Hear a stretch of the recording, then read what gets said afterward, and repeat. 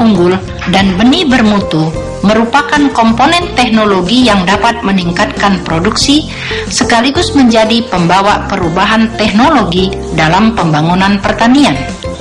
Data dari lapangan menunjukkan bahwa peredaran benih padi bersertifikat di Sumatera Utara baru mencapai kira-kira 40% dari kebutuhan petani di lapangan. Pada umumnya, petani padi memperoleh benih untuk ditanam dari berbagai sumber seperti dari kios, dari pertanaman sebelumnya, atau dari tanaman sesama petani. Faktor-faktor penyebabnya adalah ketidaktersediaan benih baik di toko atau di kios yang dekat dengan tempat tinggal petani. Dan jika ada, harganya pun cukup mahal. Padahal umumnya petani seringkali mengalami kesulitan modal usaha tani. Oleh karena itu, benih yang dipergunakan berkualitas rendah, misalnya warna kusam, tidak bernas, dengan daya kecambah yang rendah, bahkan banyak yang hampa. Jika benih seperti ini tetap dipergunakan, maka produksi cenderung rendah dan pertumbuhan tanaman lemah.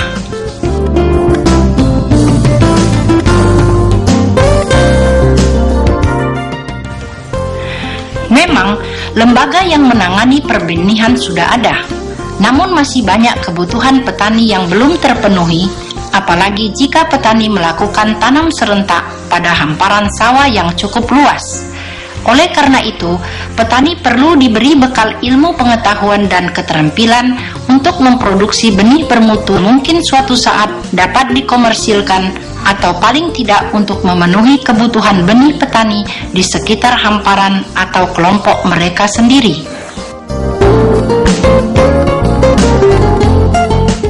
Dalam memproduksi benih padi, tahapan panca usaha tani tetap dilakukan seperti memproduksi benih untuk konsumsi. Bedanya adalah benih yang akan dijadikan bahan perbanyakan harus minimal benih bersertifikat biru, dan akan lebih baik lagi jika petani dapat memperoleh benih dasar yang berlabel putih. Untuk mendapatkan benih padi bermutu, lakukanlah penanaman padi sebagaimana layaknya menanam padi untuk konsumsi. Bedanya adalah petani harus melapor dan mengikut sertakan petugas dari BPSB setempat sejak awal pertanaman. Sebelum disemai, sebaiknya benih yang akan dipergunakan direndam terlebih dahulu dalam larutan air garam 3% yang dibuat dari 30 gram garam dalam 1 liter air.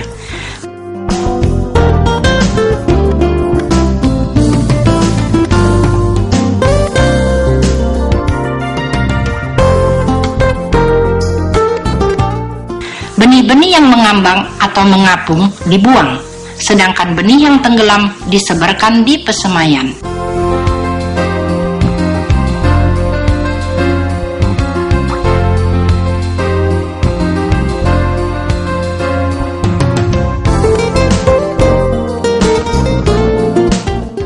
Lokasi pesemaian tidak boleh tergenang, tetapi harus cukup basah. Sebaiknya lahan pesemaian ditaburi dengan sekam padi sebanyak 2 kg per meter persegi untuk memudahkan pencabutan bibit ketika akan ditanam.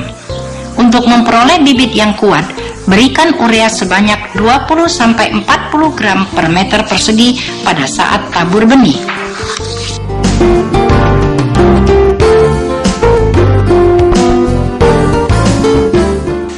Biasanya tanah dibajak 2 kali, kemudian dihaluskan atau diluku.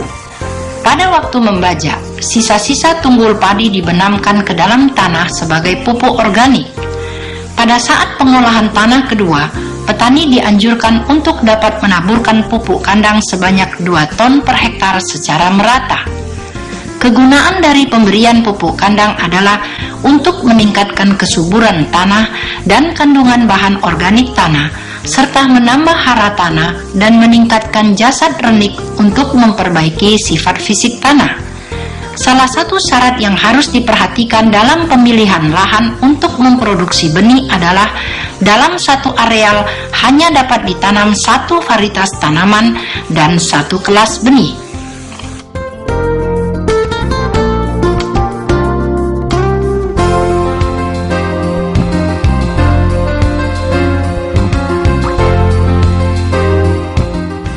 Setelah bibit di pesemayan berumur 15 sampai 18 hari sudah dapat dicabut dan dipindahkan ke lapangan. Jarak tanam yang dianjurkan adalah sistem legowo 41, di mana setiap 4 baris dilowongkan 40 cm, akan tetapi jarak antar barisan tanaman 20 cm dan jarak tanaman dalam barisan 10 cm. Tanamlah 1-2 bibit dalam satu lubang untuk menghemat pemakaian benih.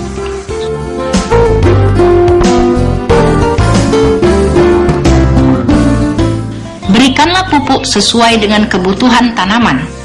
Biasanya pupuk P dan K diberikan pada saat pemupukan dasar bersamaan dengan pemupukan urea pertama pada 7-10 hari setelah tanam.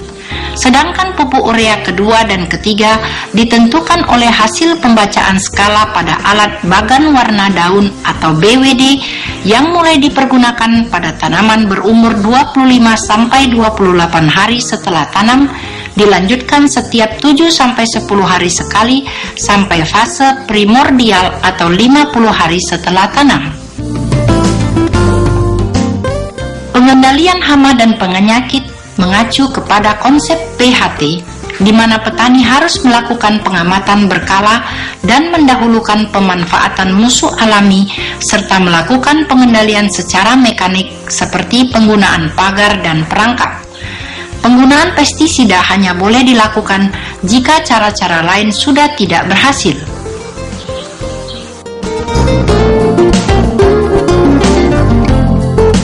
Untuk mendapatkan benih yang baik, murni, dan bermutu, maka perlu dilakukan seleksi atau disebut juga rodging.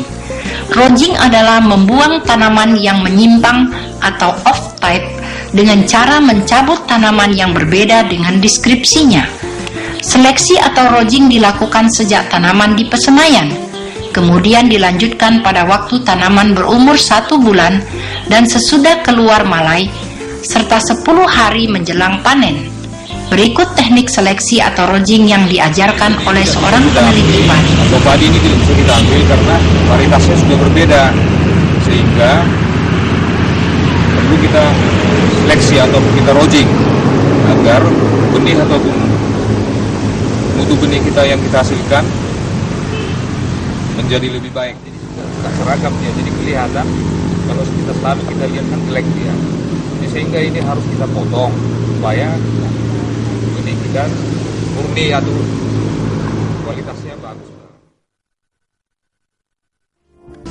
Selama pertanaman, petugas dari Balai Pengawasan dan Sertifikasi Benih atau BPSB akan melakukan 3 kali pemeriksaan lapangan, yaitu pertama pada fase vegetatif di mana tanaman berumur 25-30 hari setelah tanam.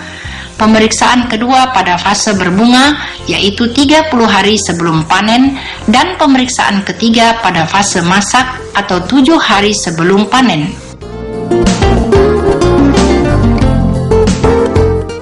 Panen dilakukan setelah tanaman padi masak fisiologis berdasarkan umur tanaman. Sesuai dengan deskripsi varietas, kadar air gabah ketika dipanen antara 20-26%. Umur malai 30-35 hari setelah berbunga rata, dan penampakan malai kuning mencapai 95%. Alat panen atau processing harus bersih untuk menghindari kemungkinan terjadinya pencampuran. Padi yang sudah dirontok kemudian dijemur sampai kadar airnya turun menjadi 11-12%. Biasanya petugas BPSB akan mengambil contoh benih dari setiap kelompok calon benih disertai dengan data benih seperti tanggal panen, nomor kelompok, varietas, dan jenis tanaman untuk proses labeling dan kelas benih. Untuk pelaksanaan sertifikasi akan dipungut biaya sesuai peraturan yang ada.